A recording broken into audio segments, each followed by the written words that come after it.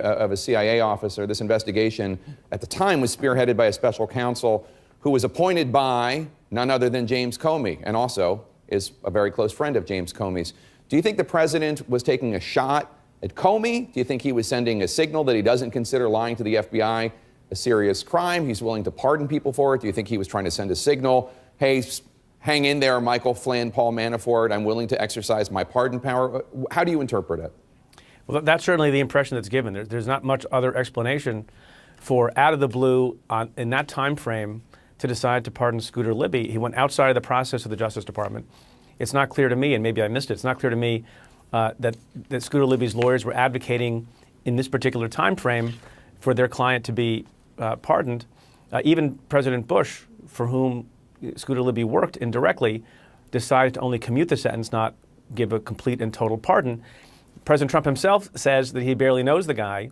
So given how many thousands of people are out there, and my office used to process these requests on a regular basis, how many thousands of people are out there who may have been prosecuted in a way that was over-aggressive, where charges were piled on, who want to get on with their lives in a way that maybe the president can help by issuing a pardon. None of those people have gotten a pardon. But this person who the president doesn't know, who it allows him to make a political statement and also to send a message, as you suggest, to people who are currently in the hot seat with respect to the Mueller investigation, I find it very difficult to come to any other conclusion that he's sending a message. And it's true that the pardon power is something that the president can exercise in any way, shape, or form, pretty much he wants. But it's kind of abusive, I think, if you're using it to send a political message to people who may be in a position to testify against you. Now, I'm struck by the last few days. It's also kind of funny and bizarre that one forgets the sort of serious underlying facts. I guess, if I'm not mistaken, the Scooter Libby pardon was announced, or at least released. The news of it was out Thursday night. Friday morning, I think we know President Trump spoke with Michael Cohen on the phone. And Friday afternoon, Michael Cohen is yucking it up in that now famous photo, smoking cigars outside of his office building, while kind of ignoring a federal judge who I think wanted to maybe speak with him.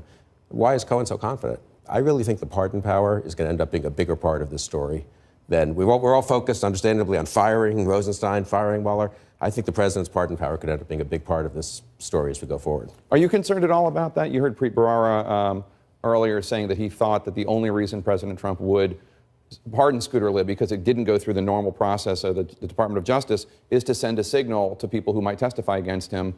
I'm here for you, and I can pardon as presidents can. I certainly hope not. That would not be something I would like to see out of my president. But it certainly lends this kind of discussion. And I mean, just the whole idea, the fact that we're discussing this, a couple of days after a major attack in Syria, and which is a very important national news story.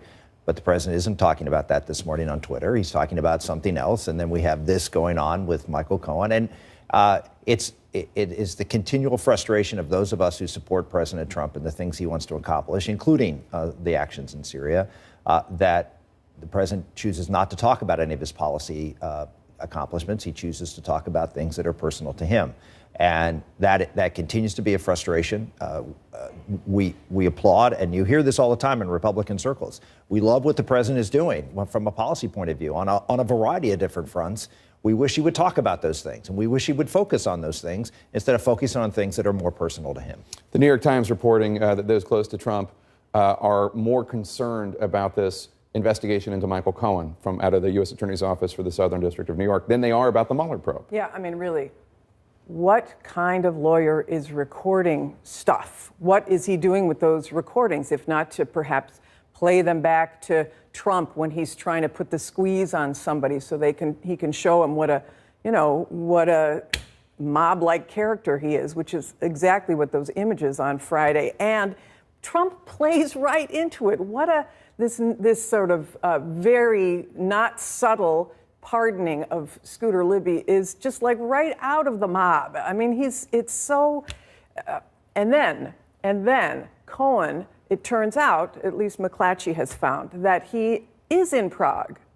And so what does that mean in terms of him saying he had nothing to do with being in Prague to do negotiations with the Russians? So not only is it all this business dealings, and not only is it the hush money, but it also ends credence to the collusion investigation. Just to put a point on, the CNN has not confirmed that report. And in fact, we were told 2017, that the Michael Cohen that went to Prague that one day, which is not to say a different Michael Cohen on a different day, that was not the same Michael Cohen. But I take your point. McClatchy is reporting that.